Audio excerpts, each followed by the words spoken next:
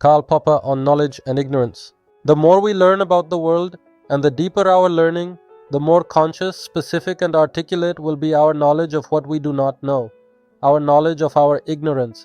For this indeed is the main source of our ignorance, the fact that our knowledge can be only finite, while our ignorance must necessarily be infinite.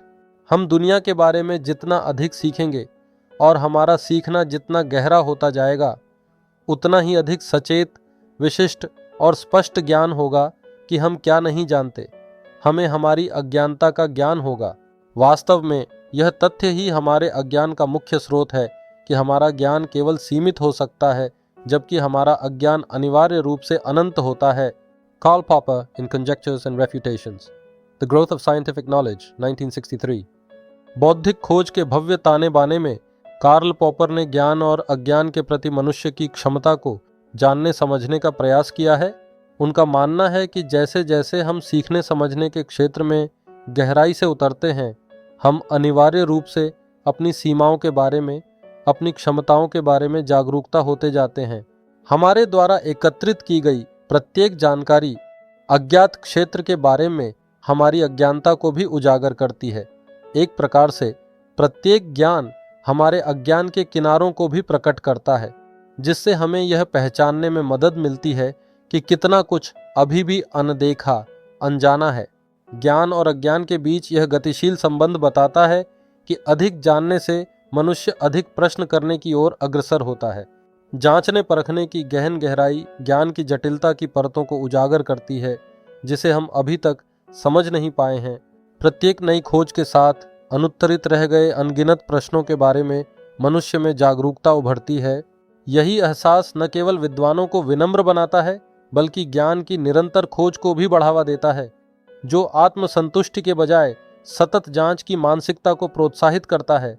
Karl popper की अंतर्दृष्टि का तात्पर्य है कि सीखने की यात्रा सीमित और अनंत दोनों है। जबकि हम अपनी संज्ञानात्मक क्षमताओं, जानने ग्रहण करने की सीमाओं के भीतर ज्ञान संचय करने का प्रयास करते हैं, हमारा अज्ञान उन सीमाओं से परे असीम रूप से फैला हुआ है। इस प्रकार हमारी सीखने की क्षमता की सीमितता को स्वीकार करना बौद्धिक यात्रा में एक महत्वपूर्ण कदम बन जाता है। यह ज्ञानवान होने के अर्थ के बारे में हमारी समझ को फिर से परिभाषित करता है। यह हमें जिज्ञासा को अपनाने और अज्ञात का पता लगाने के लिए हमेशा उत्सुक रहने के लिए आमंत्रित करता है। इसके अलावा कार्ल पॉपर का दृष्टिकोण वैज्ञानिक जांच के लिए उत्प्रेरक के रूप में कार्य करता है। हमारे ज्ञान की अपर्याप्तता को पहचान कर हम प्रयोग और आलोचनात्मक सोच की ओर प्रेरित होते हैं। हमारी अज्ञानता हमें मान्यताओं को चुनौती देने, परिकल्पना तैयार करने और सिद्धांतों का परीक्षण करने के लिए प्रेरित करती है। यह परस्पर क्रिया रचनात्मकता के माहौल को बढ़ावा देती है, जहां हर प्रश्न अधिक समझ की ओर एक कदम है। यह ज्ञान के अग्रदूत के रूप में संदेह के महत्व को रेखांकित करता है, यह दावा करते हुए कि एक खुला दिमाग रखना खोज के लिए अत्यंत आवश्यक है। संक्षेप में कार्ल पॉपर हमें सिखाता है कि ज्ञान को एक गंतव्य के रूप में नहीं, बल्कि एक यात्रा के रूप में देखा जाना चाहिए।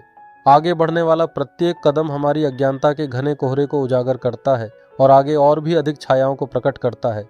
ज्ञान की यह अवधारणा गहराई से दर्शाती है कि समझने जानने की खोज एक अंतहीन खोज है।